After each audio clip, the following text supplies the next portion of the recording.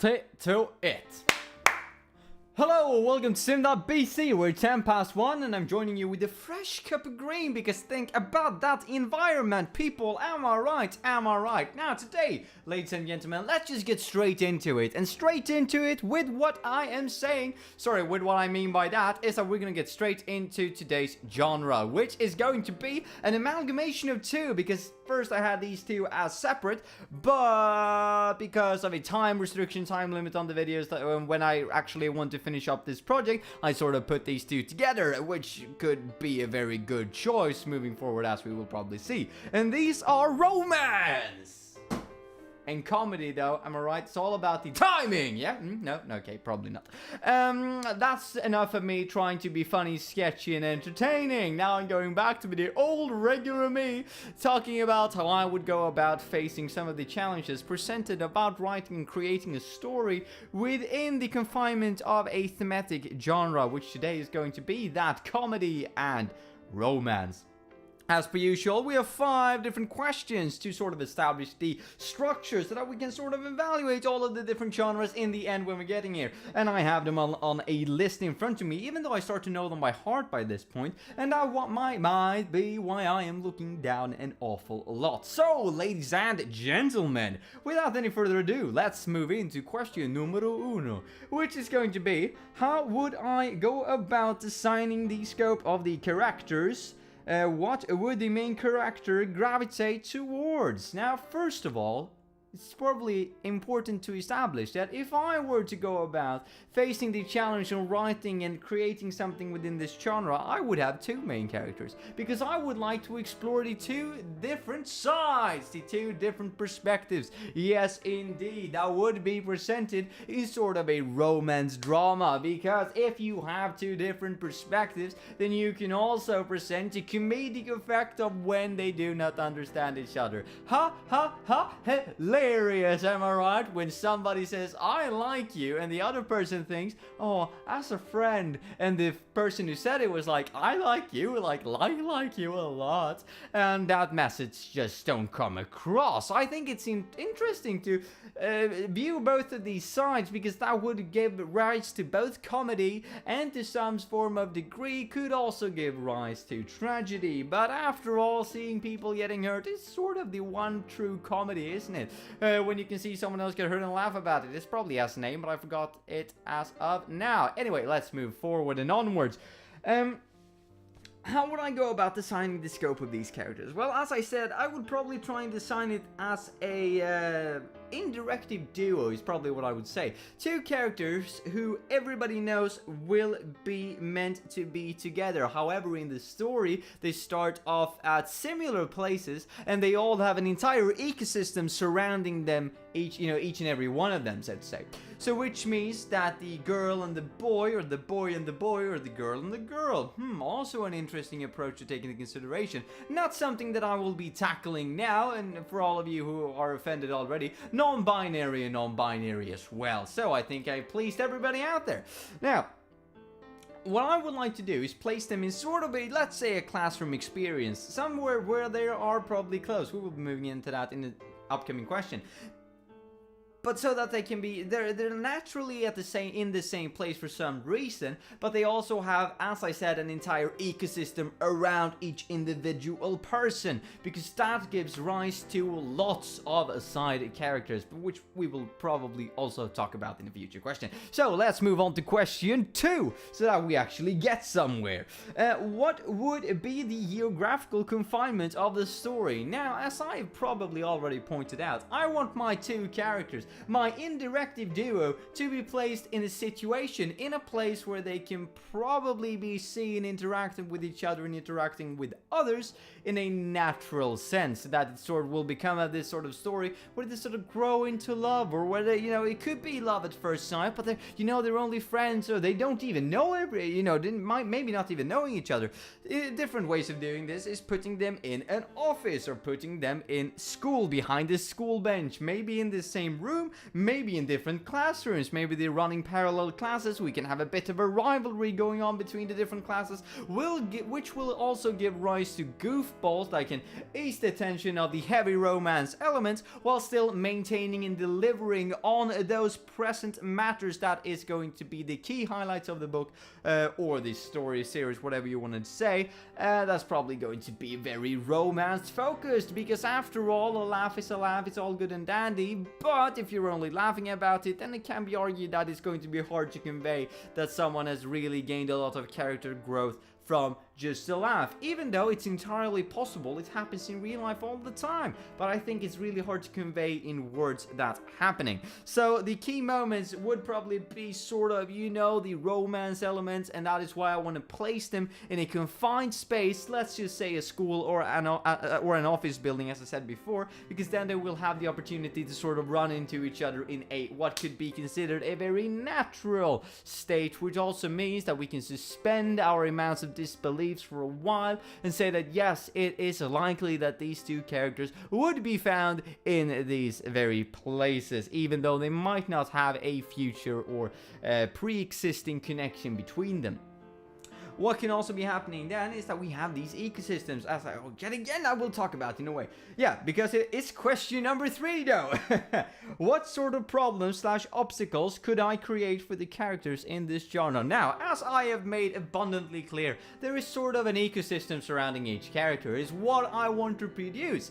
And I want to produce individual ecosystems. And when I'm saying ecosystems, I don't mean that they're going to be the sun of their own universe and that they're going to give lives to lots of trees and animals around them. However, what I want them to be is more of a, not the literal sense, but the figurative sense, right? I probably use that right.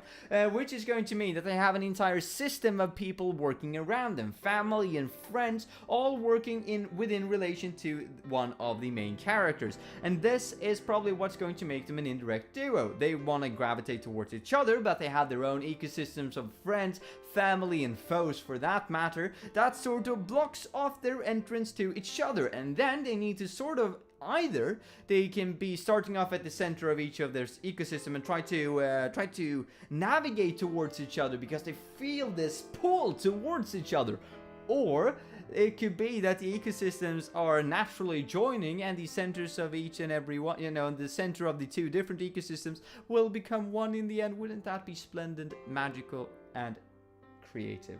Has probably been done lots of times already, but that's probably how I would go about doing it. Now, the reason for doing this and introducing the ecosystems is also because I can throw in all sorts and manners of different side characters. We can have the mom, we can have the dad, we can have the second dad, the third dad, however many dads you want to throw in there, however many moms you want to throw in there, and siblings. One can be a great and big family, one can be an equally as great but a small family. And then they can interact with different perspectives. Maybe they're coming from a rich and a poor situation, right? And we can play on that element, creating some confusion and discontent between these two sides that will ultimately lead and end up in comedy when they realize that, oh, how stupid of me, you meant that, but I took it as something completely different. I totally see your point of view though. And that sort of brings out to a laugh this entire idea how everybody can feel like, oh yeah, that's totally me, and get back into that sort of mindset, especially everybody who reads it who is either experiencing school right now or have experienced in the past, which is probably, you know, like 90% of the population. Probably not toddlers, I wouldn't count for that, but many people will probably find a lot of comedy in just realizing, oh, I've been in that situation before. Oh my lord, yes, have I? You just tell me about it, right? And even if you put it in an office situation, most people have had a side work when they're studying, and most grown-ups have a job, so they can probably feel like, oh yes, I totally understand. It was proper hilarious when we did that back then. And then we can also go about interviewing people who has been in these different situations, sort of draw from real life experience when making the jokes and making the awkward romantic comedy sort of take shape and place and form. However, the obvious obstacle is tragedy.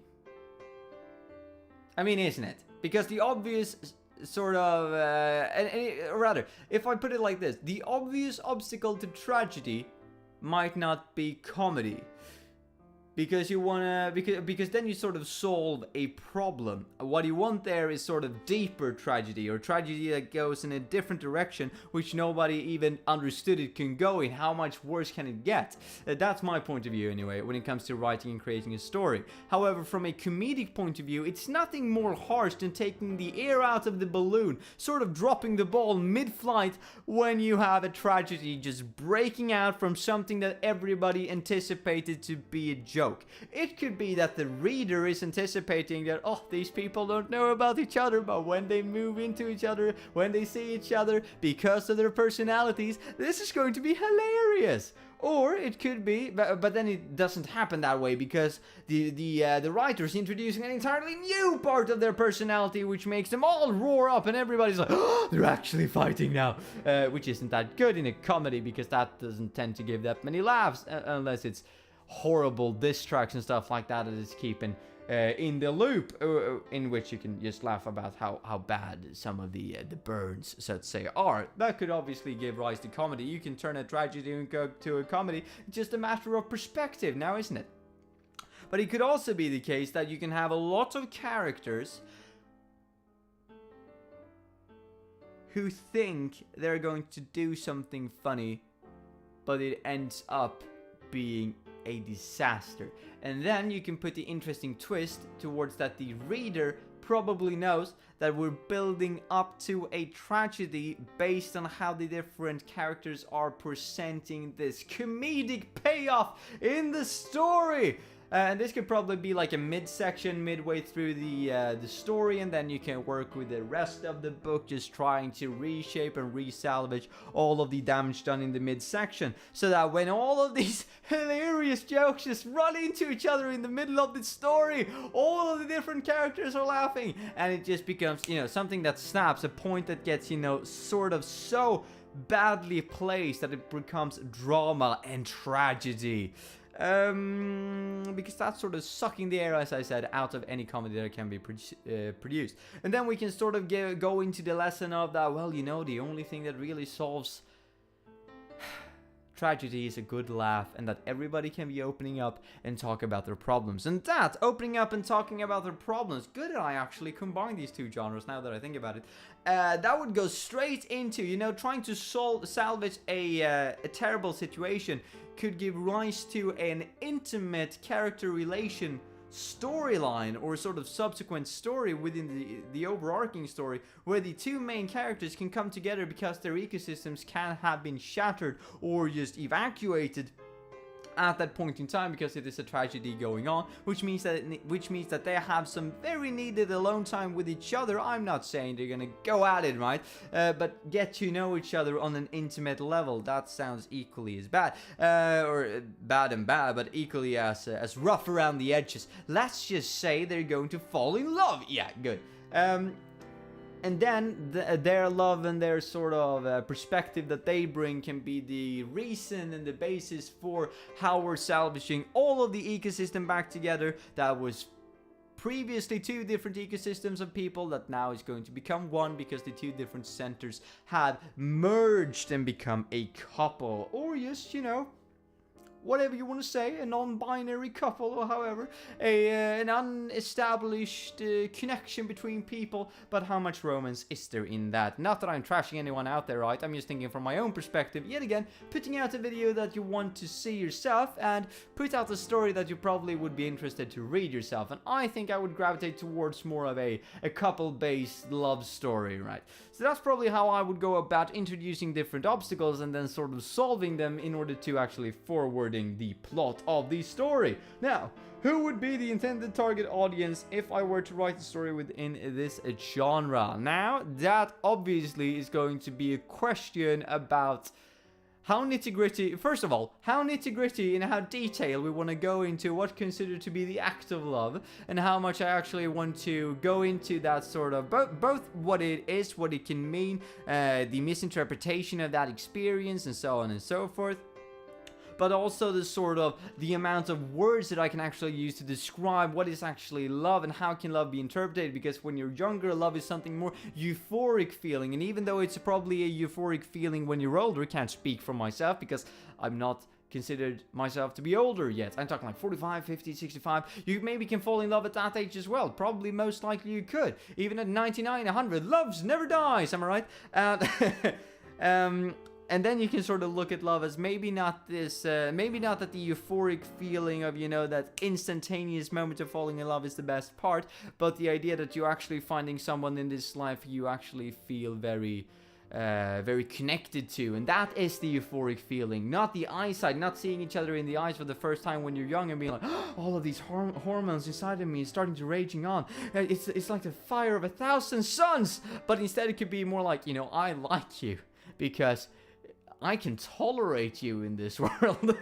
And you can maybe build something off of that. So it depends really what sort of love story we would consider to be love in the story, and what sort of message that would try to get across. Now obviously if you're just talking a general love story, people of all ages could probably take part in that, because it's different perspectives of how we can consider love to be. And if I write the story, for instance, that's just going to be my perspective presented to a lot of people. So doesn't really matter, right? People can still have their own inputs of what love might be and might not be, no matter the age that they are at. However, when we get into sort of the geographical confinement, that's where we're more fact-based is starting to rule people out. Because I am imagining if we have an office space, then it would probably be catered to the more of adult, young adult, what you would say, geographic, because they're, and demographic, because they're in this sort of environment at their own jobs. Whilst if we're putting in school, even though most people could probably relate, it would probably be mainly focused towards teens, tweens, and kids,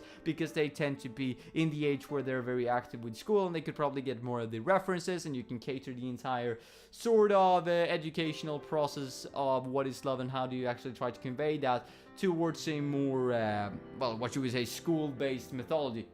I'm saying mythology, I mean like the general terminology used and some events that might be happening at the time when that is written. Also, something that might be more important now than ever, which I imagine everybody says all the time when it comes to looking back to the past, but it might be more important now than ever to say that if I cater to a younger audience that is in school right now, mobile phones and the general technological development will be very different and pose very different things right now and different issues right now that might not have been present in that way 15, 20, 30, 40 years ago, which means that we sort of block out the older audience in that, oh, they sent a text message to the wrong person. How ludicrous and how hilarious. Whilst the other people might be like, well, it's just a text message to the wrong person. How big of a deal could that be? Probably that was a really bad example, because most people do know how it feels to send a text message to the wrong person. It's just that, you know, technological development has increased so vastly much even since I went to school, right? I had a flip phone when I was in school, so, and I'm still in school. But when I was even younger, we're talking like even in junior high, I had a flip phone. Yeah, that good old, what was it, like 2010, something like that? Oh my days, ludicrous, really.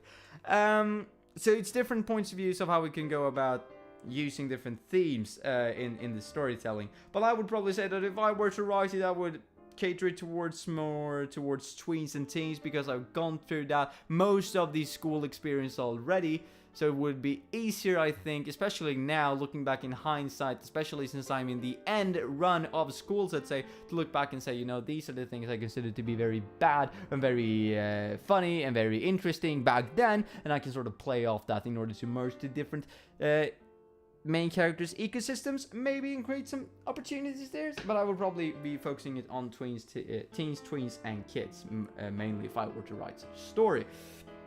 The last question though, and I see we have 60 good old seconds left, so let's go through fast. 5. How much enjoyment would I get out of creating something within this thematic? Probably not that much.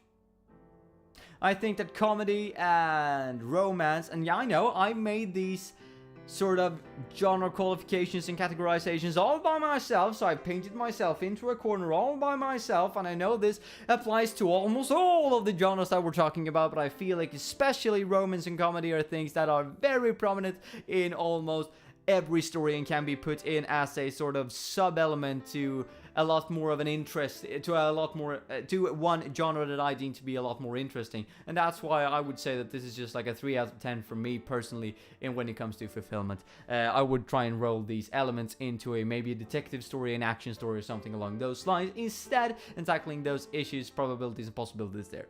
Anyway, mates, have a nice one. I'll see you tomorrow. Bye.